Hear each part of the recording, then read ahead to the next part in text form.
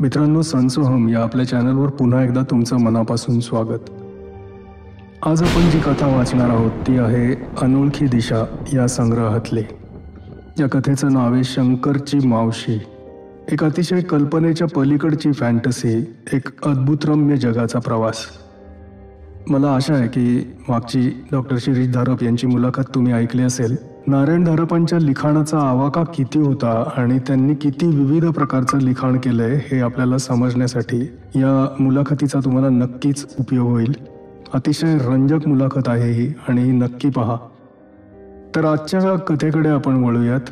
आजच्या कथेचं नाव आहे शंकरची मावशी. शंकरची मावशी. आयुष्यात असे काही प्रसंग घडतात की ते लोकांना सांगितले तर त्यांचा त्यावर विश्वास बसणार नाहीच. आपल्याला सुद्धा काही दिवसांनी त्यांच्या खरेपणाबद्दल शंका वाटू लागते. शंकरच्या मावशीची गोष्ट या प्रकारातलीच आहे. प्रथम ही गोष्ट स्पष्ट करून सांगायला पाहिजे की शंकरला मावशी नाही आणि नव्हती. शंकर हा माझ्या अगदी जवळच्या काही मित्रांपैकी आहे. आमच्या वर्षावर्षात गाठी पडत नाही, पत्रव्यवहार होत नाही, पण गाठ पडताच आमच्या गप्पा अगदी पूर्वीच्या भेटीपासूनच सुरू होतात. असला मित्र. माझ्या माहितीतले त्याचे सख्खे आणि इतर मिळून 2-3 मामा होते, पण त्याला सख्खी, चुलत, आते, मामे कसलीही मावशी नव्हती ही गोष्ट मलाही माहीत होती. मध्यंतरी त्याला घाटात काहीतरी सर्वेचं काम करायची वेळ आली आणि तिथेच त्यांचा कॅम्प पडला होता. आपल्याला उघड्यावरचं आयुष्य आता जवळजवळ माहीतच नाहीसं झाल्यासारखं आहे. त्यामुळे त्याला या तंबूतल्या आयुष्याची मोठी गोडी वाटली आणि त्यानं एका रविवारी मलाही बोलावलं. पाहिलंत ना कशा एक एक गोष्टी जमून येत गेल्या त्या. नाहीतर त्या लहानशा गावात आम्ही दोघं जन्मात एकत्र जमणं शक्य नव्हतं. सुट्टीच्या दिवशी सारे कामगार लोकलनं मनपर्णीला जात असत. बाकीच्यांना जरी गावातल्या बाजाराचं आणि 3 पाट थिएटराचं आकर्षण वाटत असलं तरी आम्हाला गावाच्या वेशीवर अगदी कड्यावर बांधलेलं देऊळ फार आकर्षक वाटलं. एवढ्या एका बाजूला काळ्याभोर कपारी दगडांचं चिरेबंद बांधकाम कोणी बांधलं असावं यावर आम्ही खूप अंदाज केले. बाहेरचा सभामंडप बहुतेक पडून गेलेला होता, पण त्याचे घोटीव दगडाचे खांब मात्र उभे होते.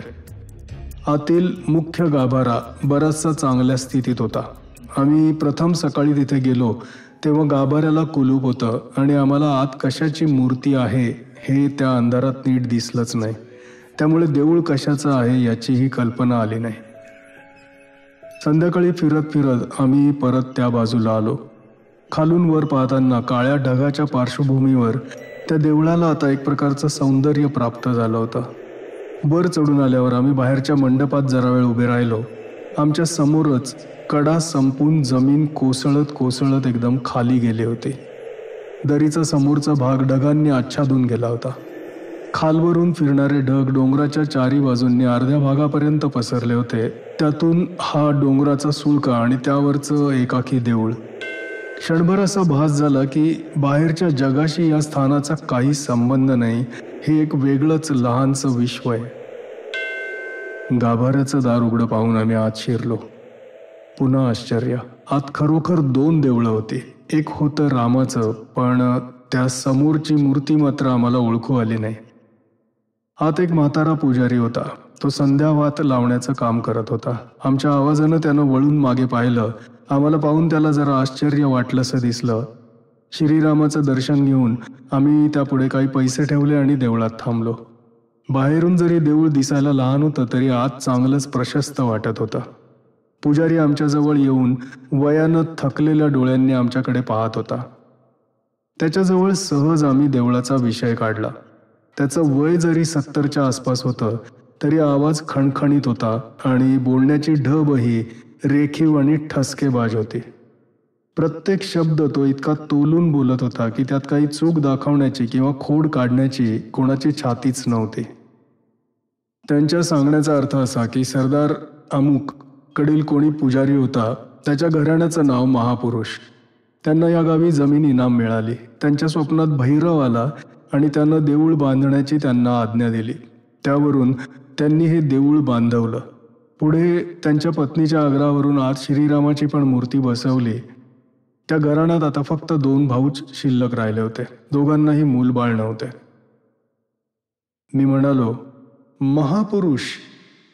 मी तर पहिल्यांदाच ऐकतोय हे नाव. माझ्याकडे पाहून डोळा मिचकावीत शंकर म्हणाला, अरे माझ्या मावशीचं नाव नाही का महापुरुष? आपल्या राधा मावशी. मला त्याच्या बोलण्याचा मतलब कळेना, कारण त्याला मावशी नव्हती ही गोष्ट मला पक्की माहीत होती. पण त्याच्या मनात काहीतरी मिश्किलपणा करायचे आले असावे, कारण एका हातानं त्यानं मला त्याच्याबरोबर विषय चालू ठेवण्याची खूण केली आणि मीही फारसा विचार न करता त्याला ह्या निसरड्या मार्गावर साथ दिली. त्याला आणखी स्पष्टीकरणाची संधी देण्यासाठी मी म्हणालो, कोणत्या रे? माझ्या ध्यानात येत नाही अजून. अरे फारशा कोणाकडे जात नाहीत. आमच्याकडे 2-3 वर्षांपूर्वी आल्या होत्या. तू पाहिलंसं वाटतं त्यांना त्यावेळी. चांगल्या वयस्क आहेत पण अंगानं धडधाकट. शंकरच्या या कल्पनेच्या डावात हारायचं नाही अशा विचारानं मी म्हणालो, आत्ता आठवलं. पांढऱ्या पातळात असायच्या ना त्या. तुमच्याकडे कोणाशी फारसं पटत नव्हतं त्यांचं. तुला तर सारखं बोलत असायच्या. त्याच्या चेहऱ्यावर थोडा वेळ आश्चर्य दिसलं आणि मग त्यानंही त्यात पूर्ण भाग घेतला. आत्ता आठवलं वाटतं तुला. त्यांचा काका कुवा आठवतो का? काय त्याचे लाड. देवळाचा पुजारी शंकरकडे निरखून पाहत होता.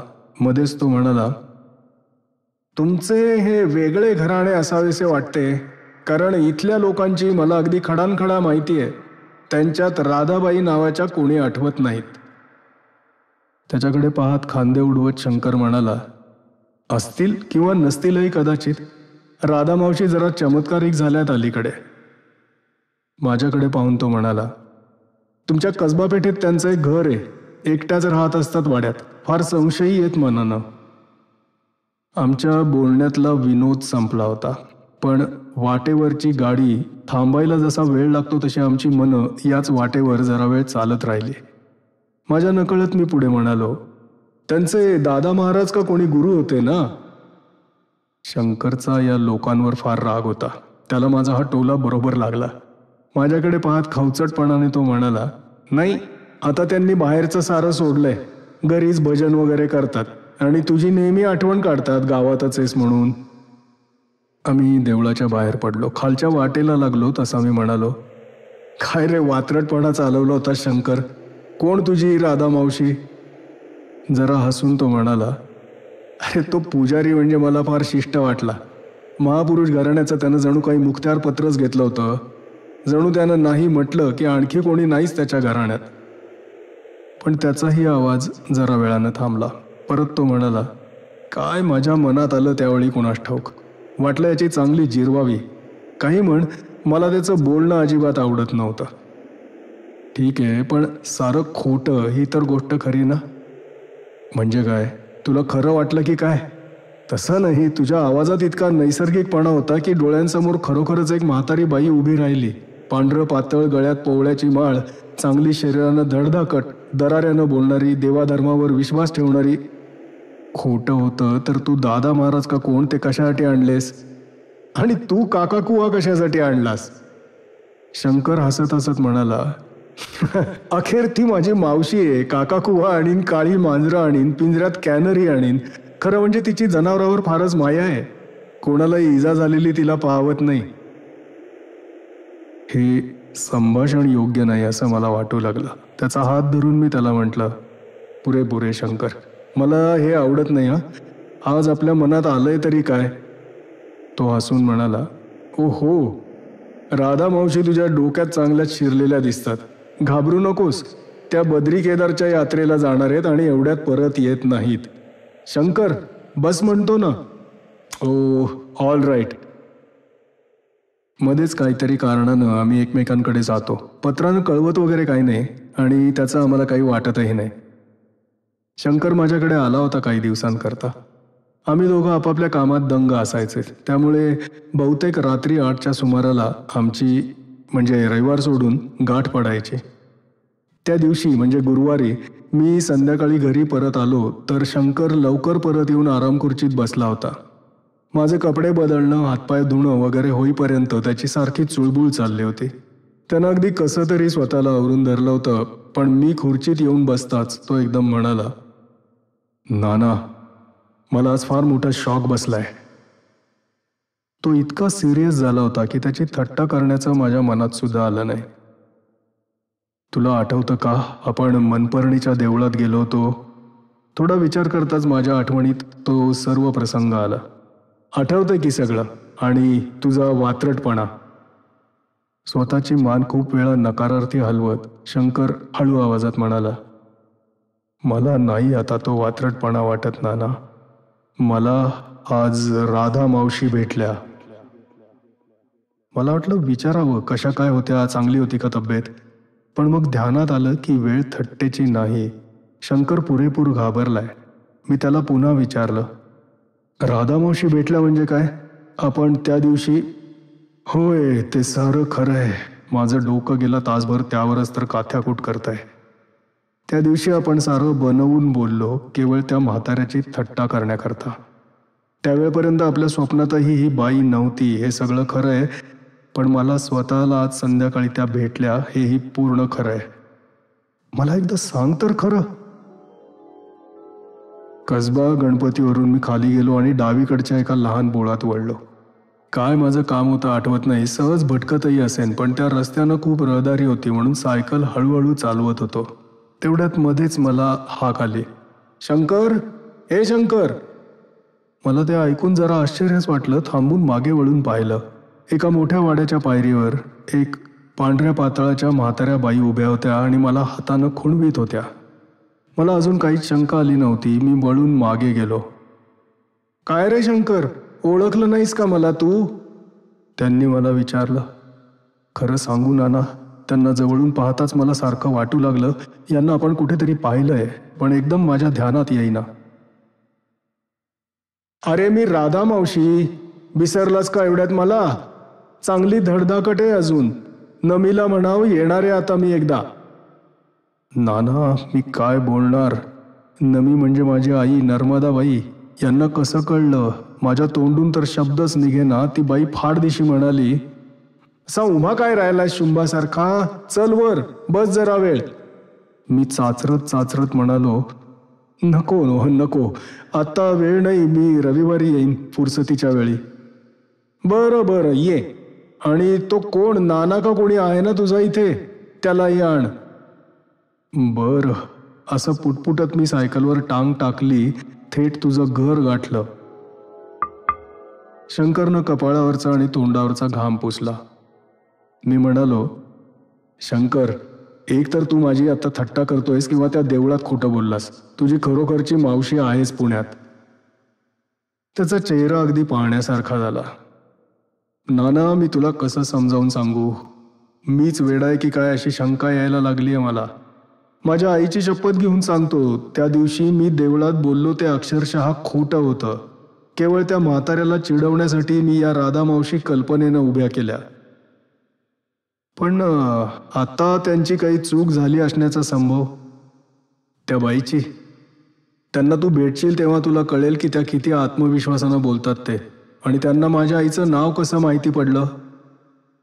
शंकर, आपण या गोष्टीचा जरा शांतपणे विचार करू. तू एकदम गडबडून जाऊ नकोस. थोड्या चिडक्या आवाजात तो म्हणाला, तुला शांत राहा सांगायला काय होतं? मावशी माझी झाली आहे ती. उद्या जर म्हणली चल मी नमीकडे येते, तर घरी काय सांगू? कपाळ. त्याच्या या तरकटपणाचा मलाही जरा राग आला. मी जरा गरम सुरात म्हणालो, आधी राधा मावशीचं नाव काढलं कोणी? मी तर तुला उलट गप्प बसायची खूण करत होतो. काय तुझ्या मनात आलं होतं त्यावेळी? शंकरच्या मनात काहीतरी वेगळाच विचार आला असला पाहिजे. त्यानं त्याच्या चेहऱ्यावरचा राग मावळला आणि त्याचे डोळे आश्चर्यानं एकदम विस्फारले. नाना, तुला असं का सुचवायचंय की केवळ आपण त्या देवळात राधा मावशीचं नाव घेतलं त्यानं? त्याच्या विचाराची दिशा माझ्या ध्यानात आली आणि मी त्याला एकदम गप्प केलं. हां, आत्ता नको शंकर. आधी या रविवारी आपण त्यांच्याकडे जाऊ आणि मग काय ते ठरवू. माझ्या मनात एक चमत्कारिक शंका आली आहे, त्याचं उद्या निराकरण करून घेऊ. आपण त्या दिवशी तुझं, तुझ्या आईचं आणि माझं अशी 3 नावं घेतली. तुझ्या राघव मामाचं नाव काढलेलं आठवत नाही. आज रात्री त्याला एक्सप्रेस पत्र टाकू. त्यात राधामावशीचा उल्लेख अशा रीतीनं करू की त्याला ताबडतोब उत्तर द्यायला पाहिजे.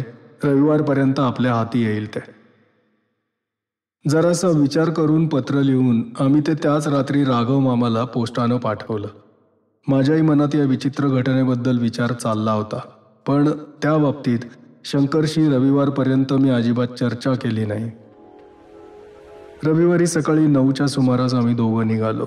या एकंदर प्रसंगाची पार्श्वभूमीच अशी तयार झाली होती की एखाद्या कठीण प्रसंगाला तोंड देण्यासाठी आम्ही आमची मनं तयार करत होतो, कारण मला अजून कशाचाच उलगडा होत नव्हता. शंकरनं सांगितल्याप्रमाणे कसबा गणपतीवरून खाली गेल्यावर, म्हणजे मी मुद्दाम नक्की ठिकाण सांगत नाही, आम्ही एका डाव्या बोळात वळलो. लांबूनच शंकरनं एक दुमजली दगडी वाडा दाखवला. जवळ येताच मी जास्त बारकाईनं पाहिलं. चांगली 30 फूट फ्रंटेजची जागा होती, पण दुकानं वगैरे काही नव्हती.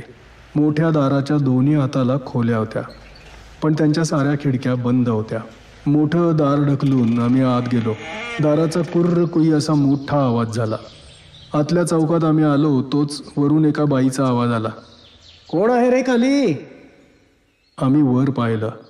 वरच्या गॅलरीत पांढऱ्या पातळात एक म्हाताऱ्याशा बाई उभ्या होत्या. राधा मावशीची माझी ती पहिली भेट. कोण, शंकर का? बरोबर, कोण, नाना आहे वाटतं, या जिन्यानं वर. शंकरनं माझ्याकडे पाहिलं, पण आमच्या दोघांच्या मुद्रेवर हसू फुटलं असेल असं मला वाटत नाही. त्यांनी दाखवलेल्या जिन्यानं आम्ही वर गेलो. सर्व काम जुन्या काळचं होतं. आत सनला, त्यावर ऑइल पेंट. वरच्या दिवाणखान्यात आम्ही आलो. खिडक्या खूप होत्या, पण सगळ्यांना काचेच्या मण्यांचे आणि नळ्यांचे पडदे लावले होते, त्यामुळे खोलीत सप्तरंगी प्रकाश पसरला होता. भिंतीवर जुनी रवी वर्म्याची देवादिकांची चित्र होती. आम्ही खिडकीजवळ मोठ्या कोचवर बसलो. दाराजवळच एक लोकरीचं आसन टाकून त्यावर त्या बसल्या. मी प्रथमच त्यांच्याकडे निरखून पाहिलं. त्या वयानं 70च्या आसपास असतील. केस पांढरे झाले होते, पण अजून गळले नव्हते. वर्ण गोरा होता. नाकीडोळी नीटच होत्या. शंकरची मावशी शोभण्याइतपत त्यांच्या चेहऱ्यात साम्य होतं. थोड्या वेळानं त्या म्हणाल्या, काय रे शंकर, गप्पसा बसलास? परवाही गडबडीनं निघून गेल्यास अगदी तो. बरी आहेत ना घरची माणसं? बरी आहेत ना, आतल्या आवाजात शंकर म्हणाला. मला एक बारीक कोपरकळी देत तो पुढे म्हणाला, नानाला भेटायचं होतं ना तुम्हाला, आलाय तो. माझ्याकडे पाहत त्या म्हणाल्या, 2 वर्षांपूर्वी भेटला होतास ना रे तू शंकरकडे? मी नमीच म्हटले त्याच वेळी, हाच एक चांगला दिसतो शंकरच्या मित्रात, बाकी सारे उन्हाड वाटतात. मी विचार केला, काहीतरी बोलायला पाहिजे. नाही हो मावशी, तुम्ही उगाच त्याला नावं ठेवता. नावं कशाला ठेवू, खरं तेच बोलते. पण राधा मावशी साऱ्यांना बोचते. तोंड वाईट ना तिचं, वाट पाहतात सारे माझ्या खापण्याची. मी विषय बदलण्यासाठी म्हणालो, काय म्हणते तब्येत? जरा खराबच झाल्यासारख्या दिसता. हो ना, ही मोठी यात्रा झाली परवाच बद्री केदारची. खाणं पिणं सगळंच वेगळं. वयाच्या मानानं परिणाम होणारच जरासा. उठून त्या म्हणाल्या, बरे झाले आलात, प्रसाद घेऊन जा घरी. उद्यापन केलं ना यात्रेचं. त्या आत जाताच आम्ही परत एकमेकांकडे पाहिलं. आमच्या दोघांच्या मनात बद्री केदाराची यात्रा हा एकच विषय होता. तेवढ्यात 2 काळ्या कुट्ट मांजराची पिल्लं खेळत खेळत दिवाणखान्यात आली. उड्या मारत मारत ती शंकरच्या पायाजवळ येताच त्यानं एकदम पाय उचलून वर घेतले. त्याच्या मनात काय विचार चालले होते ते मी ओळखले. यात्रा, मांजरीची पिल्लं, आणखी काय. एवढ्यात मावशी बाहेर आल्या. त्यांच्या हातात 2 वाट्या आणि तांब्या भांड होतं. आमच्या जवळच्या स्टुलावर त्या त्यांनी ठेवल्या आणि परत त्या आसनावर बसल्या. घ्या ना दोघे जण. आम्ही दोघांनी वाट्या उचलल्या खऱ्या, पण माझ्या मनाची अवस्था इतकी चमत्कारिक झाली होती की वाटीतला लाडू हातानं फोडून मला घास अक्षरशः पाण्याच्या घोटाबरोबर गिळावे लागले. तो कशाचा होता हेही मी सांगू शकलो नसतो. शंकरची गतही माझ्यापेक्षा जास्त बरी नव्हती. मग कशी झाली यात्रा एकंदरीत? बरी झाली. आजकालचे प्रवास नको होतात अगदी. आम्हाला मेलं राहावतच नाही म्हणून सारं सहन करायचं. तुमच्यासारखी नास्तिक मनं असली की बरं जातं सगळं. तुम्हाला नाही वाटायचं काही देवाधर्मासाठी? तसं नाही मावशी, मी जरा नरमाईनं म्हणालो. खरं म्हणजे आम्हाला फुरसतच कुठे असते तितक्या दिवसांची. शंकर अगदी दगडासारखा गप्प बसला होता. मला सारी बोलणी करायला लागत होती. त्याला बोलकं करण्याचा हमखास उपाय मला सुचला. तुमचं भजनी मंडळ काय म्हणतं हल्ली? मी सहज विचारलं. त्यांच्या चेहऱ्यावर एकदम अनिश्चितपणा आला. त्यांनी शंकरकडे असहाय्यपणे बघितलं. माझ्याकडे एक रागीट नजर टाकून तो एकदम म्हणाला, तुम्ही मध्ये घरी भजन करत होतात ना, त्यालाच तो थट्टेनं भजनी मंडळ म्हणतो. होते ना, चालतं ना अधूनमधून. मठात जात होते तेव्हा बरं होतं, चांगली सोबत असायची, पण आताशा नाही जात. बोलता बोलता त्या उठल्या आणि घरात काहीतरी कामासाठी गेल्या. आतून डब्यांचा आवाज येत होता. माझ्याकडे पाहून शंकर म्हणाला, नाना, जास्त चावटपणा करू नको बरं का, आहे हेच मला जड झालंय. पण मी काही उत्तर देण्याच्या आतच त्या बाहेर आल्या आणि म्हणाल्या, काय रे शंकर, किती दिवस आहेस अजून पुण्यात? जेवायला ये ना एकदा. आवंढा गिळून शंकर गुदमरलेल्या आवाजात म्हणाला, नाही हो जमणार यावेळी. आज दुपारी किंवा जास्तीत जास्त उद्या पहाटेसच निघणार आहे. आता पुन्हा आलो की जरूर येईन इकडे. बरं, मग संध्याकाळी डबा तरी घेऊन जा घरी, आणि काही जिन्साही आणल्यात ना मी तिकडून. मूर्ती बाण असलं काही घेऊन जा घरी, आणि नमीला म्हणावं आठवण ठेवा म्हातारीची. संध्याकाळी येतो असं सांगून आम्ही दोघं बाहेर जावयास निघालो. यावेळी आम्ही जवळच्या दारानं गॅलरीत आलो आणि मगाशी जे आम्हाला दिसलं नव्हतं ते आता दिसलं. एक मोठा पिंजरा आणि एक लहान पिंजरा. आणि जरी त्यांच्यावर हिरवी फडकी टाकली होती तरी मी सांगू शकलो असतो की एकात मोठा काका कुवा आहे आणि दुसऱ्यात लहानशी कॅनरी आहे म्हणून. बाहेर पडल्यावर आम्ही कोपऱ्यावरच्या हॉटेलमध्ये गेलो आणि 2 कप चहाबरोबर या गोष्टींवर चर्चा केली. ती मला फारच आवश्यक झाली होती. शंकर, माझी खात्री आहे आपण कसल्या तरी भलत्याच भानगडीत सापडलोय. तू त्या देवळात थट्ट्यानं मावशीबद्दल बोलायला लागलास, पण आता ती थट्टा चांगलीच अंगाशी आली आहे. आपल्याशिवाय या गोष्टीवर कोणाचाही विश्वास बसणार नाही. पण त्या क्षणापासून तुला एक आयती तयार मावशी मिळाली. मोठ्या कष्टी चेहऱ्यानं शंकर माझ्या प्रत्येक वाक्यागणिक मान हलवत होता. आपण त्या दिवशी जे जे वर्णन केलं ते या बाईंना तंतोतंत लागू पडत आहे खरं, पण नाना, त्यांना मावशी म्हणायला माझी काही जीभ वळत नाही बघ. जरा वेळानं तो म्हणाला, पण हे कसं शक्य आहे? केवळ आपल्या बोलण्यानं? आपण त्याबद्दल मागाहून बोलू. एक गोष्ट आपल्याला आत्ताच पाहता येण्यासारखी आहे. आसपासच्या दुकानातून आपण चौकशी करूया की या किती दिवस इथे राहत आहेत. काहीतरी त्यांचा पत्ता लागेलच की. त्या रस्त्यावरच्या 3-4 वाण्यांच्या, स्टेशनरीच्या, कापडाच्या दुकानात आम्ही या ना त्या प्रकारानं चौकशी केली. बहुतेकांना कल्पनाच नव्हती त्या वाड्यात कोणी राहत आहे याची. पण किराणा दुकानदार मात्र जरा जास्त माहिती असलेला भेटला. नक्की आठवत नाही बघा मालक, पण एवढ्यातच महिन्याभरात सामान आलं पहा त्यांचं. मालकांच्या मावशी का कोणीतरी आहेत. येऊन 2-4 दिवस होतात नव्हतात तर कुठेतरी यात्रेला गेल्या वाटतं. बरीच मोठी यादी आली होती सामानाची. एवढ्यात परत आलेल्या दिसतात खऱ्या. पराभूत होऊन आम्ही घरी परत आलो. पराजयाचा शेवटचा टोला राघव मामाच्या पत्रानं बसला. त्यानं एक्सप्रेस डिलिव्हरीनं पत्र पाठवलं होतं. त्यातला शेवटचा पॅरा आमच्या दृष्टीनं महत्त्वाचा होता. तुमच्या पत्राप्रमाणे वेळ नसताना सुद्धा ताबडतोब पत्राचं उत्तर लिहून पाठवलंय. कोण राधाबाई महापुरुष का कोण लिहिता तुम्ही? माझ्या बंगल्यात तर त्यांचे कोणी राहत नाही.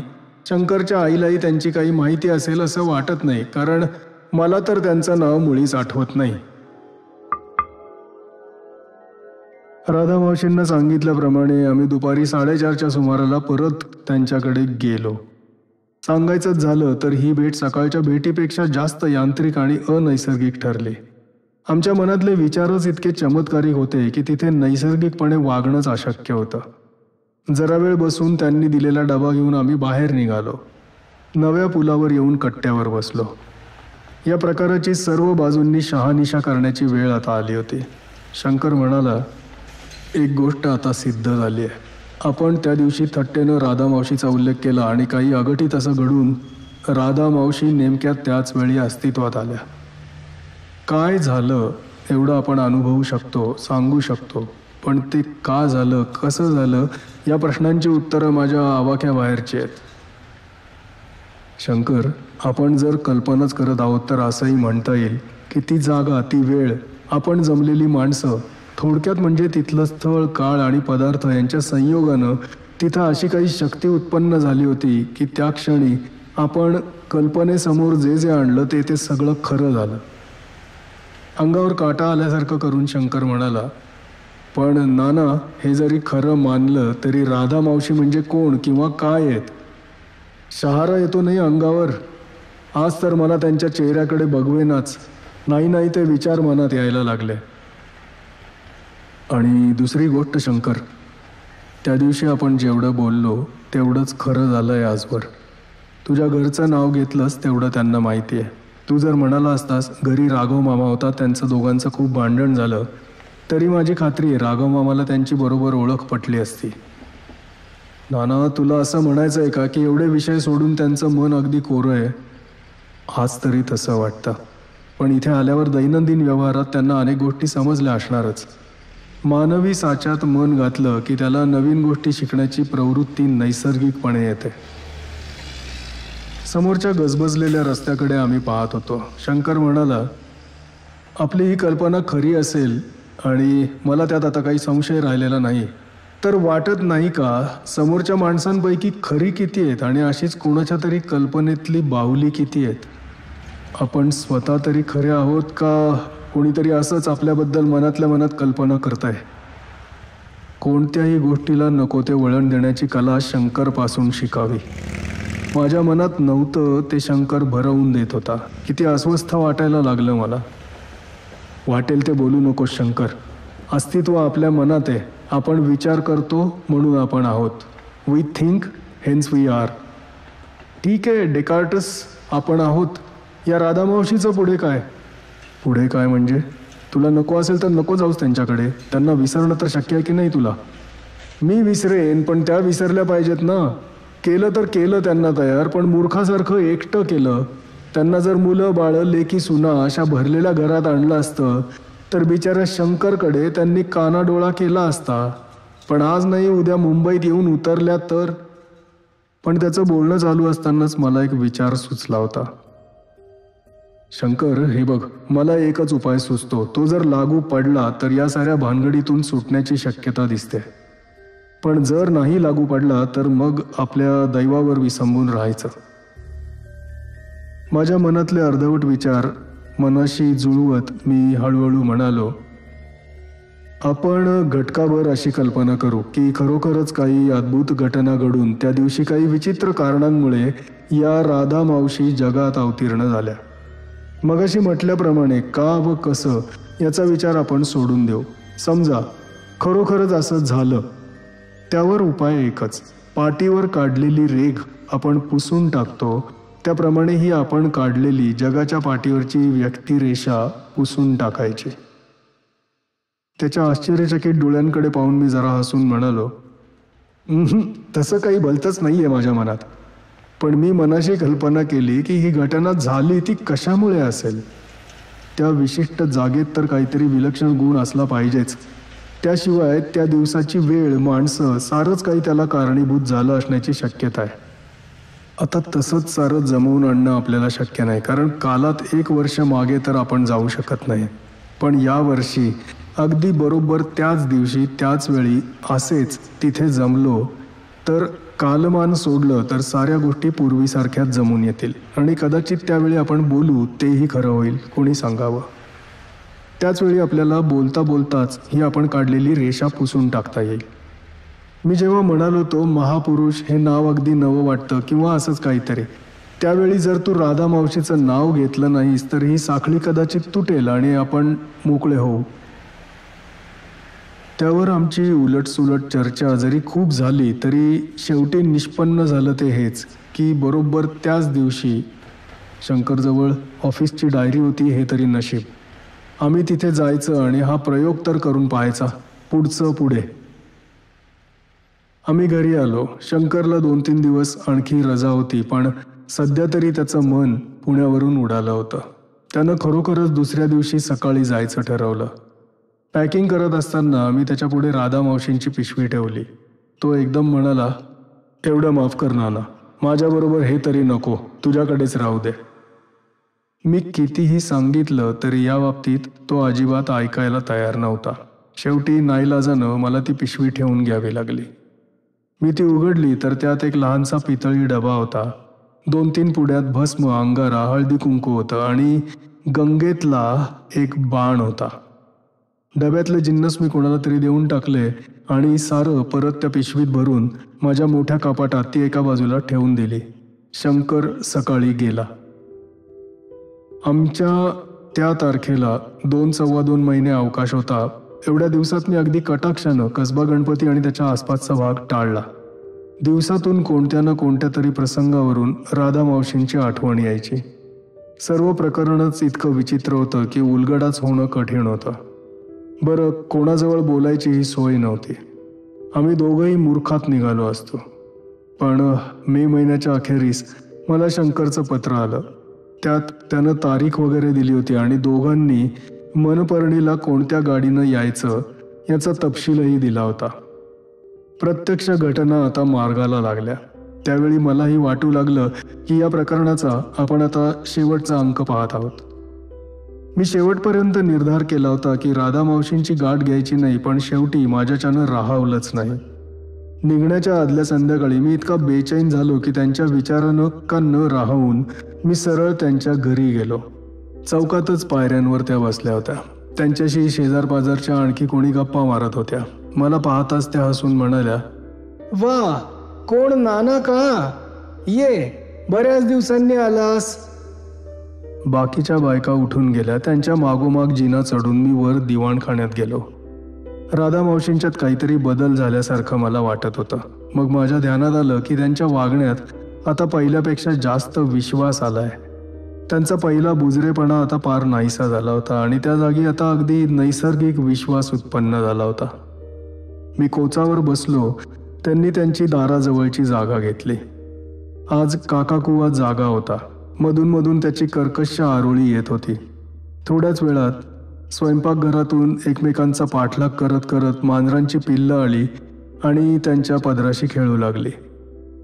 घसा साफ करून मी म्हणालो, मग काय मावशी, कसं काय आहे सगळं? ठीक आहे ना? ठीक आहे बाबा आमचं. आणि नसलं तरी कोण विचारतो? तो शंकर्या पहा ना, इतक्या दिवसात काही पत्रबित्र तरी टाकायचं. आला होता का एवढ्यात? नाही हो मावशी, आणि माझ्याकडेही अगदी मामूली पत्र टाकतो. त्यांच्या चेहऱ्यावर मध्येच एक अस्वस्थपणाची छाया येऊन गेली. नाना, मला की नाही गेले 2-3 दिवस कसंच होतं. काही सांगता येत नाही काय होतं ते, पण सारखी धाकधूक होते जीवाची. आमचे उद्याचे प्लॅन आठवून मी आवंढा गिळला. मावशी, तुम्ही पहिल्यापासूनच माणसं जोडली नाहीत, त्यानं आता कठीण जात आहे. ज्याचा त्याचा संशय घेता. नाना, त्याला काय करायचं माणसानं? मुळात स्वभावच तसा घडवला, त्याला इलाज नाही. रहाटतो मनुष्य आपल्या कोवतीनं. जे बोलेन ते माझ्या अंगाशी येऊ लागलं होतं. तो विषयच थांबवून मी त्यांच्या यात्रेची चौकशी केली. थोड्या वेळानं मी त्यांचा निरोप घेतला. काही झालं तरी मी या घरात परत येणार नाही ही माझी खात्री होती. त्यामुळे मी चारही बाजून न्याहाळून पाहत होतो अगदी. पण निघताना माझं अंतःकरण फार जड झालं होतं, हे खरं. मनपर्णी स्टेशनवर मला शंकरची जरा वेळ वाट पाहावी लागली. गावातल्या एका खानावळीत आम्ही जेवण घेतलं, पण जेवणात आमचं लक्ष नव्हतं. दुपारचा वेळ इकडे तिकडे भटकण्यात काढला, पण कशात आमचं लक्ष लागेना. 5:30च्या सुमारास आम्ही परत एकदा चहा घेतला आणि गावाबाहेरच्या देवळाची वाट धरली. आशा आहे मला की पुजारी बाबा हजर असतील, नाहीतर सगळंच मुसळ केरात, शंकर म्हणाला. तो असणार रे, सांजबळीला येतो रोज. मी जरी त्याला धीर देण्यासाठी म्हणालो तरी मलाही तो विचार अस्वस्थ करत होता. आता ध्यानात ठेवा काय करायचं ते.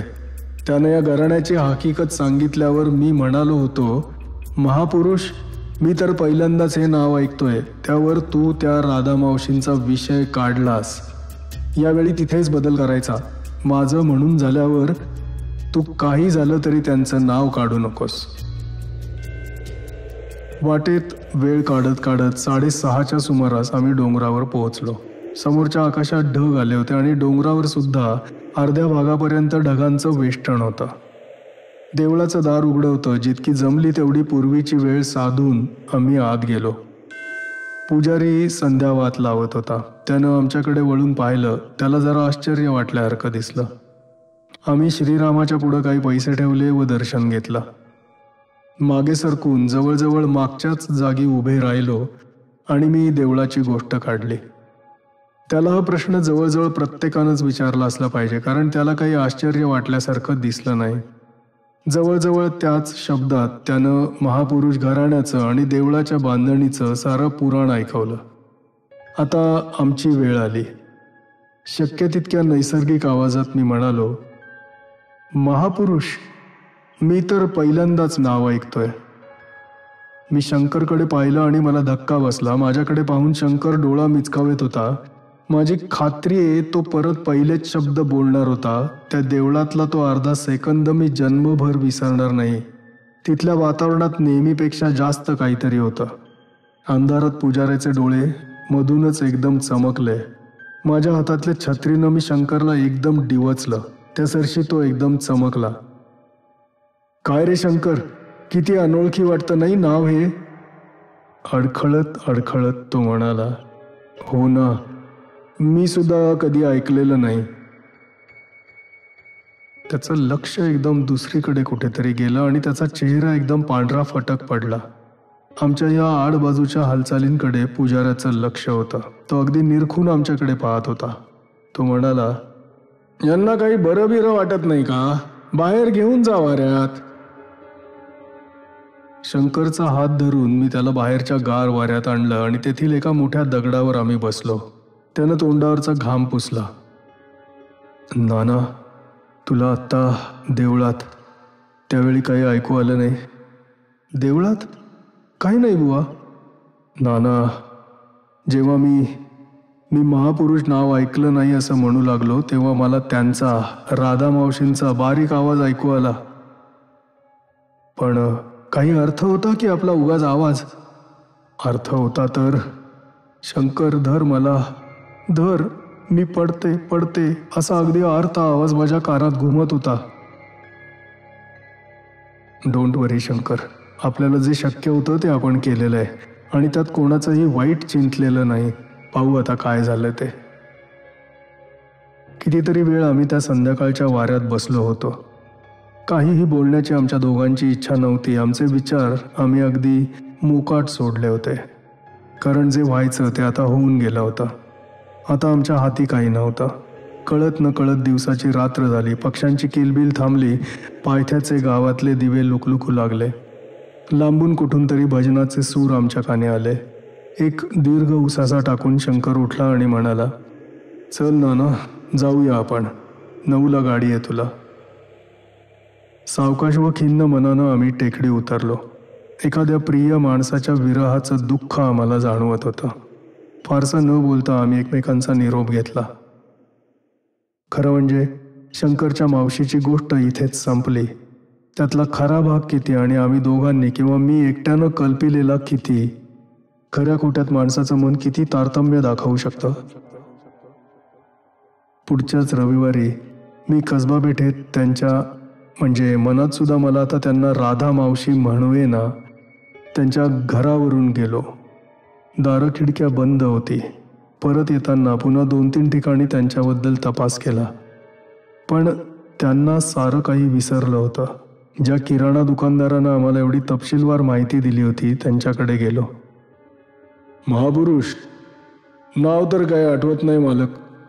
कोणीतरी सामान नेल्याचा अंदूक आठवतं, पण कोणाकोणाचं ध्यानात ठेवणार? माझी खात्री होती की 15 दिवसांनी त्याला विचारलं तर एवढं सुद्धा त्याच्या ध्यानात असणार नाही. त्यांची शेवटची आठवण पाहण्यासाठी मी कपाट उघडलं, पण तिथे पिशवी नव्हती, डबा नव्हता, काहीही नव्हतं. मी जंग पछाडलं, पण घरात मला त्यावेळी आणि त्यानंतरही काहीही सापडलं नाही. त्यापैकी काही जर सापडलं असतं तर माझ्या मनावर जितका परिणाम झाला नसता इतका त्याचा काही मागमूस न लागल्यानं झाला. बिचाऱ्या राधा मावशी, आम्ही पाटी खरोखरच पुसून अगदी कोरी केली होती तर.